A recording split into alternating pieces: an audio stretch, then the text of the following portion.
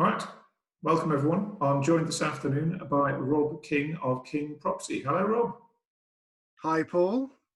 Would you like to tell the viewers a little bit about yourself? So my name's Rob. I run a company called King Property. Property changed my life. It got me out of my rather dull day job 5 or 6 years ago. We own residential property and we create beautiful first-time buyer homes by taking tired, old, unloved office buildings and turning them into lovely first-time buyer homes. And we seem to have specialised in properties that are over 100 years old, which is a lovely, quirky little niche that we've landed in. Sounds like I need someone to do that with my face, the way things are going, and my hair.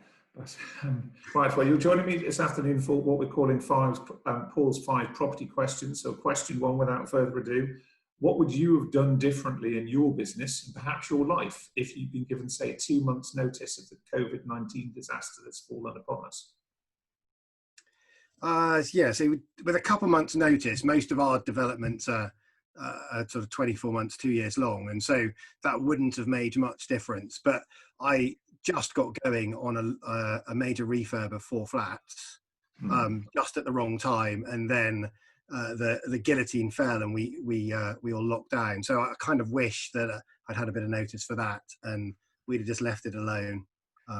Kept the tenants in there and just kept it income producing rather than costing us lots and lots of money to sit there empty. No, I can understand that. So with question 2, what or who has impressed you the most at this time? I'm quite impressed by how people have come together and are finally not bitching and moaning about Brexit or the election or something. COVID-19, wouldn't wish that on anybody, of course. It's not a good time, but we're putting together behind a common cause. The clapping on Thursdays. I've got quite a few friends in the medical profession, doctors and nurses, and the work and effort they put in is absolutely phenomenal. And it's just really nice to see that everybody's got something to push through together to try and achieve, rather than complaining about an election win or loss, or finally, we haven't had the Brexit word for months, which is lovely. I was going to say, you said it 3 times in the space of a few sentences. You'd like that. And we thought Brexit was going to be the worst thing for property. Little did we know. Describe something at this time that you found the most enjoyable. Oh yeah, so that's easy. Time with family. I'm struggling to remember that this is working from home and not a holiday, particularly with the nice weather we've had up until this week. So just remember it, spending time with the wife and the kids, and Easter holidays were great. And helping them with homeworking, which is a bit of a challenge, but it's quite nice to be a bit more involved. Do you find the homework is hard? Because when they ask me questions, sometimes I feel I should know this. And they sort of there's lots of science I should know that I'm not very good at. And my 11-year-old is already challenging my maths, and I was quite proud of that. But he's doing a pretty good job of keeping me on my toes already. Well, there you go. You can get him to run your account moving forwards. That's a clever idea. Very clever. Question 4. What do you think will be the biggest change to the property market after this is all over? Assuming, of course, one day it is all over. I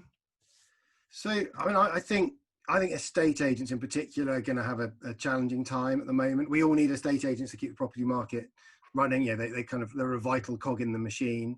I think they're going to struggle to keep their businesses going whilst persuading people to go out and do viewings.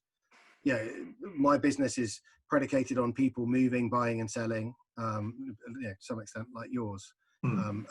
Estate agent, kind of the oil of the machine in that. And people are going to be reluctant to go out and do viewings.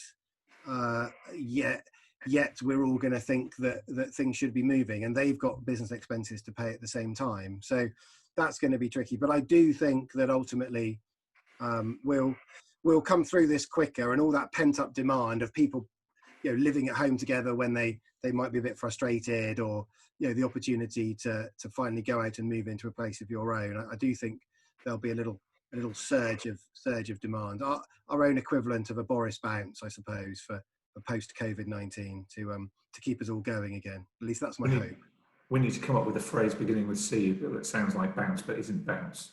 A COVID curve of recovery or something. COVID correction, COVID curve, yes, something. COVID correction, I quite like that. And finally, last question, last but not least, what's the one thing that you haven't been able to do these past few weeks that you're most looking forward to enjoying again once lockdown ends? So my guilty pleasure on a Wednesday lunchtime, the wife and I sneak out for lunch at our favourite little local cafe, and then I go off and watch the kids play sport normally, and I'm kind of missing that.